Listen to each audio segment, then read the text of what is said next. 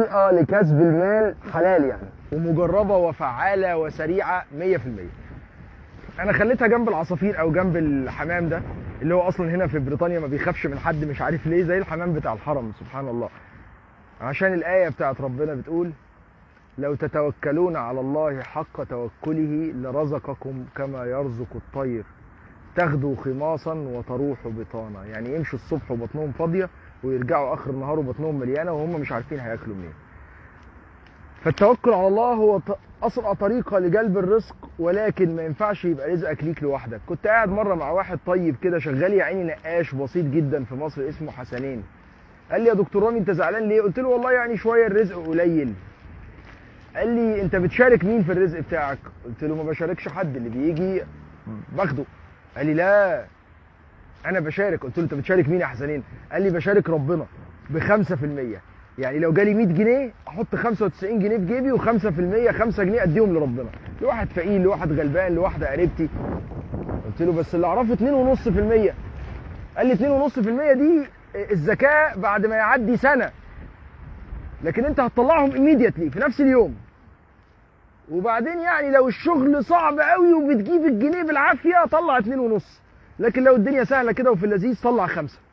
فقلت خلاص مش مشكله.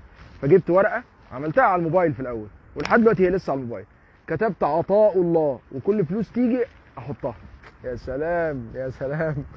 وكتبت فايل تاني هديه الله، ورحت مطلع الفلوس اللي انا بطلعها لحد من قرايبي، لحد من الاصدقاء، لحد من الجيران، لحد من الناس اللي انا اعرفه انه مزنوق في حاجه، لحد ما عملت كده يعني اسبوع ولا حاجه. والموضوع كان بسيط: 100 جنيه اطلع 5 جنيه، 1000 جنيه اطلع 50 جنيه، وخلي معايا 950 جنيه. الموضوع بسيط قوي والله ثم والله. بعدها ب 15 يوم ربنا اداني رزق مش ضعف، 3 اضعاف بفضل الله، وانا ما اعرفش جه منين والله العظيم.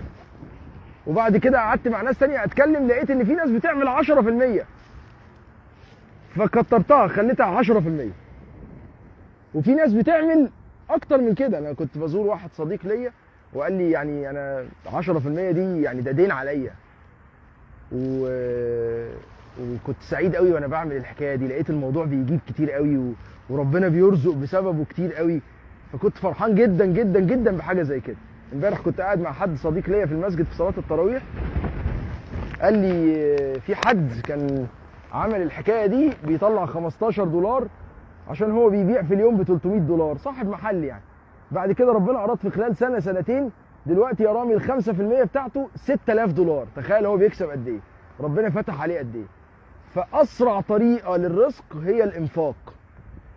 في ملكين كل يوم بيجوا، ينزل ملكان كل يوم، يقول احدهما اللهم اعطي منفقا خلفا، ويقول الاخر اللهم اعطي ممسكا تلفا. فعلى قد ما تنفق ربنا يخلف عليك، على قد ما تمسك فلوسك تتلف للاسف.